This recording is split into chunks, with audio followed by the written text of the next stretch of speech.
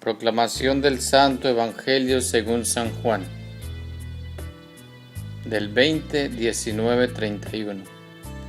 Ese mismo día, el primero, después del sábado, los discípulos estaban reunidos por la tarde con las puertas cerradas, por miedo a los judíos. Llegó Jesús y se puso de pie en medio de ellos y les dijo: «La paz esté con ustedes». Dicho esto, les mostró las manos y el costado. Los discípulos se alegraron mucho al ver al Señor. Jesús les volvió a decir: «La paz esté con ustedes. Como el Padre me envió a mí, así los envío yo también». Dicho esto, sopló sobre ellos y les dijo: «Reciban el Espíritu Santo. A quienes descarguen de sus pecados serán liberados, y a quienes se lo retengan les serán retenidos».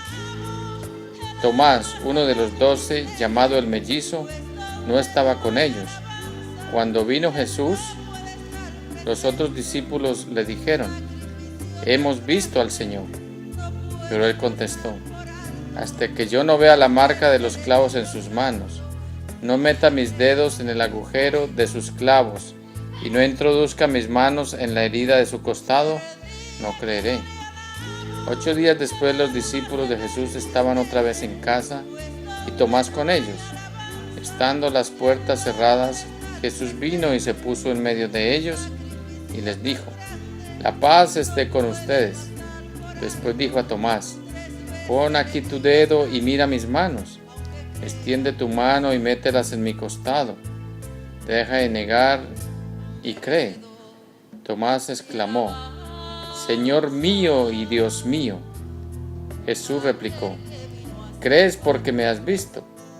Felices los que no han visto, pero creen». Muchas otras señales milagrosas hizo Jesús en presencia de sus discípulos que no están escritas en el libro. Estas han sido escritas para que crean que Jesús es el Cristo, el Hijo de Dios. Crean y tendrán vida por su nombre. Esta es palabra de Dios. Te alabamos, Señor. Referencias para la mejor comprensión del Evangelio. Jesús se aparece en medio de ellos. Las pupilas de los apóstoles se dilatan.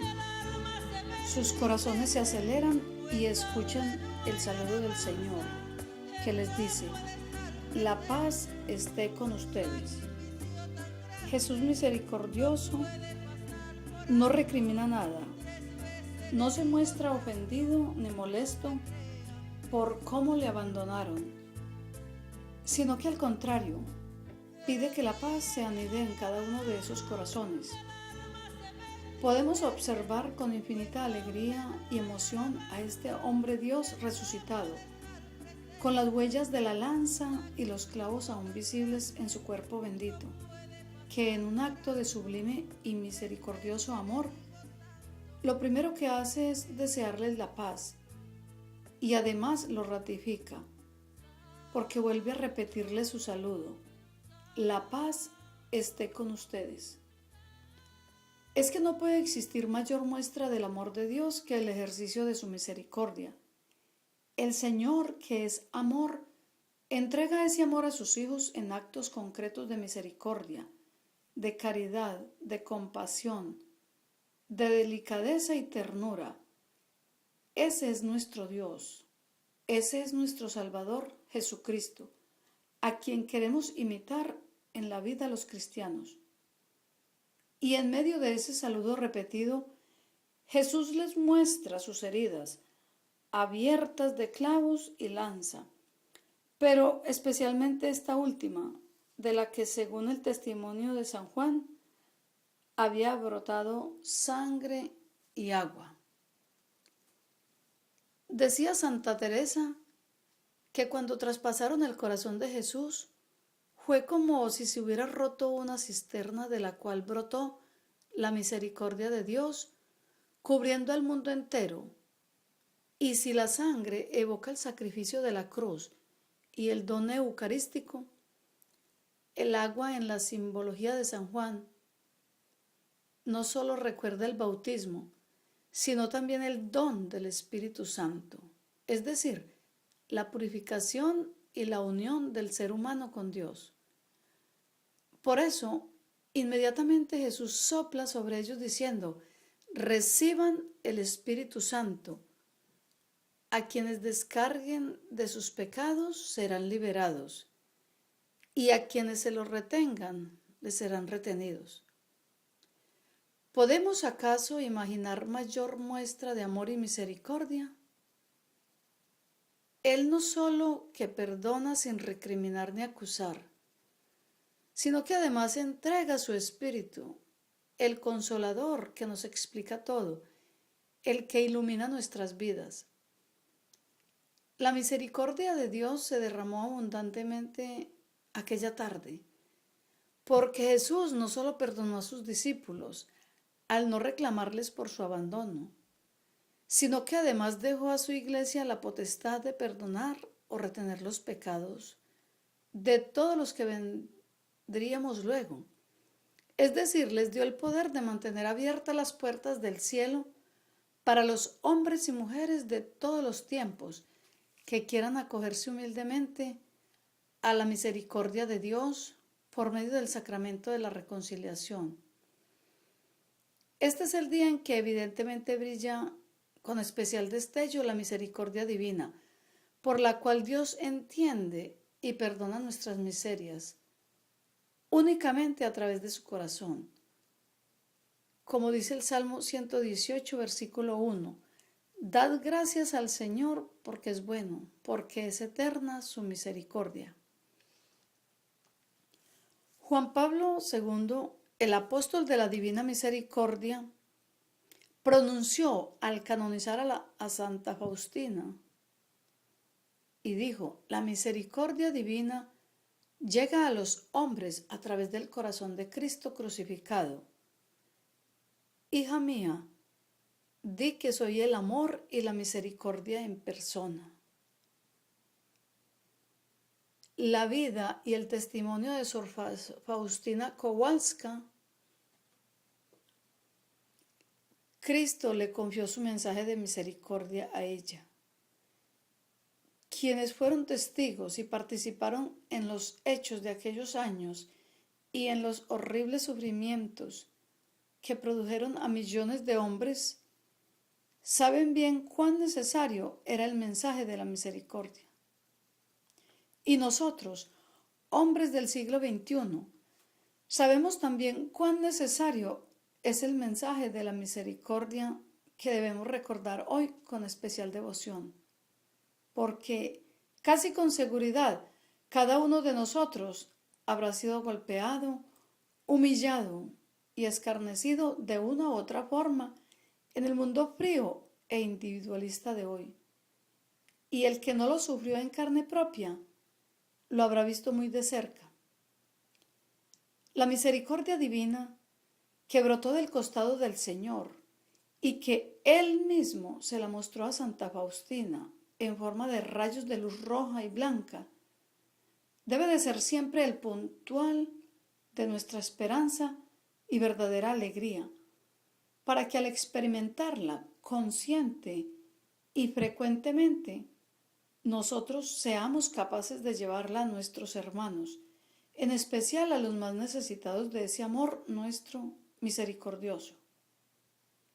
Cada día, a cada instante, se nos presentan ocasiones de practicar la misericordia, en las relaciones de pareja, con la familia, en el trabajo, con los amigos, en cualquier lugar a donde vayamos.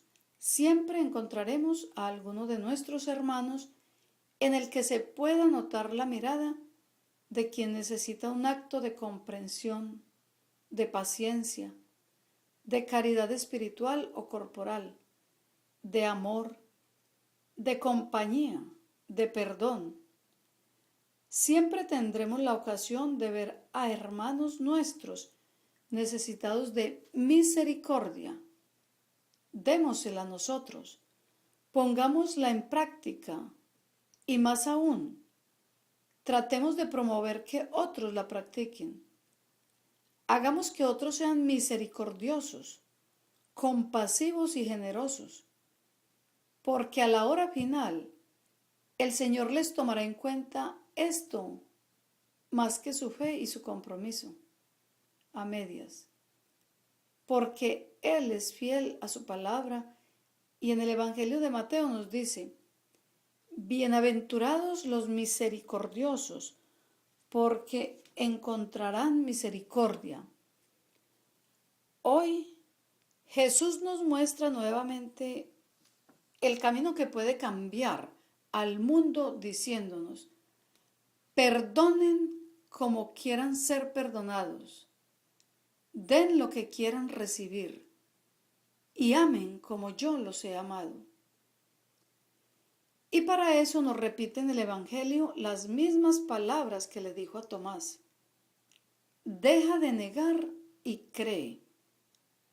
O dicho de otra manera, cambia y hazte creyente, pero creyente en serio, no como tú crees que crees, sino como Él quiere que creas, sin haber visto, sin haber tocado, sin haber estado presente.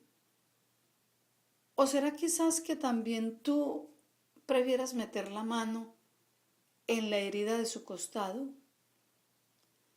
Pidamos al Señor que en su infinita misericordia nos ayude a ser misericordiosos y a difundir la misericordia cristiana entre todos los que nos rodean. Preguntas para orientar la reflexión de este Evangelio. Jesús entrega el Espíritu Santo a sus apóstoles reunidos. ¿Cómo realizo yo mi apostolado entre mis hermanos? Cuando debo hablar en el nombre del Señor, procuro transmitir ese mismo espíritu, es decir, me lleno primero de Él, o voy simplemente a tratar de enseñar algo que yo sé, buscando quizás el brillo y el reconocimiento que deben ser para Dios, en vez de rogarle a Dios en oración que sea Él quien hable a cada cual en su corazón. ¿Soy consecuente con lo que creo en mi apostolado? ¿O será que me porto igual que Tomás cuando voy buscando signos y hechos extraordinarios de un grupo a otro, de un vidente a otro, y siempre atento solo a los signos, en lugar de ver a Jesús en mis hermanos necesitados? ¿Qué estoy haciendo concretamente hoy por ellos? Recuerdo con frecuencia que para alcanzar la misericordia de Dios, ¿debo de ser yo misericordioso con todos los demás?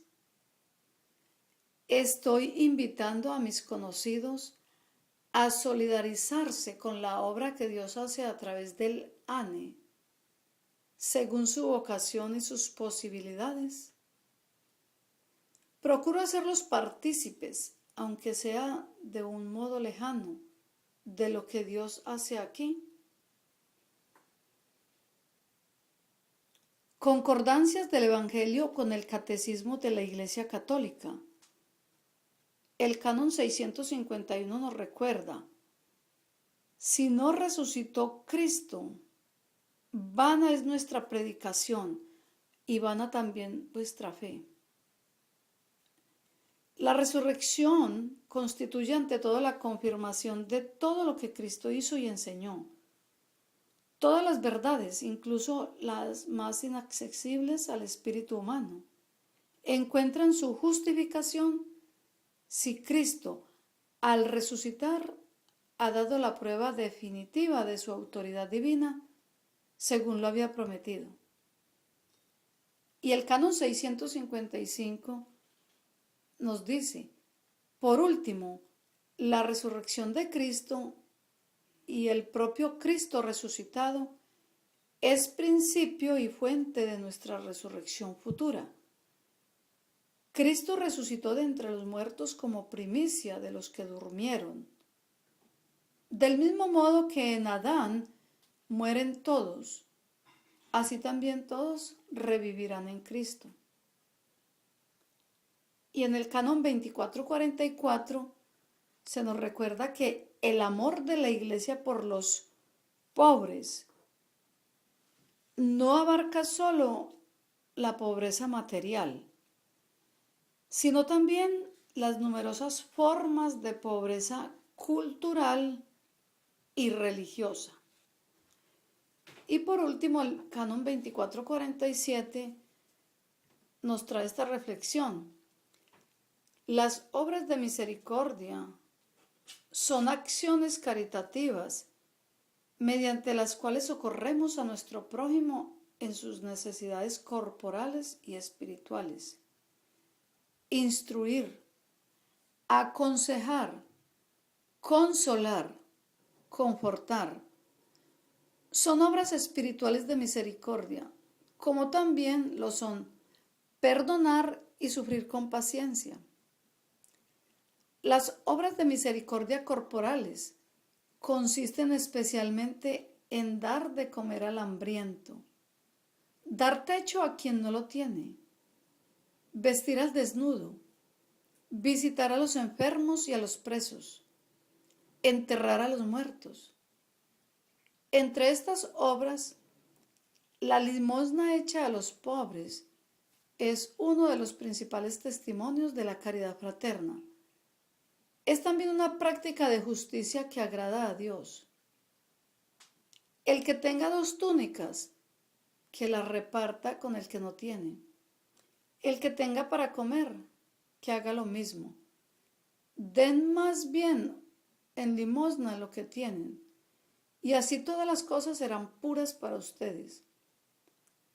Si un hermano o una hermana están desnudos y carecen del sustento diario, y alguno de ustedes les dice: vete en paz, caliéntate y hártate, pero no les dan lo necesario para el cuerpo, ¿de qué sirve?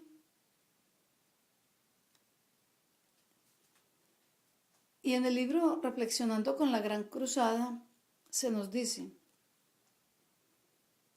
Tomás, hijo mío, cuánto bien ha venido al mundo a consecuencia de tu incredulidad. Tú no has dado este bien, no, tú has provocado a la divina sabiduría, y tu obstinación sirvió para dar mayor evidencia a la resurrección de Jesús. Este mes estamos practicando y profundizando sobre la virtud de la castidad. Y el canon 1632 nos dice: para que el sí de los esposos sea un acto libre y muy responsable, y para que la alianza matrimonial tenga fundamentos humanos y cristianos sólidos y estables, la preparación para el matrimonio es de primera importancia.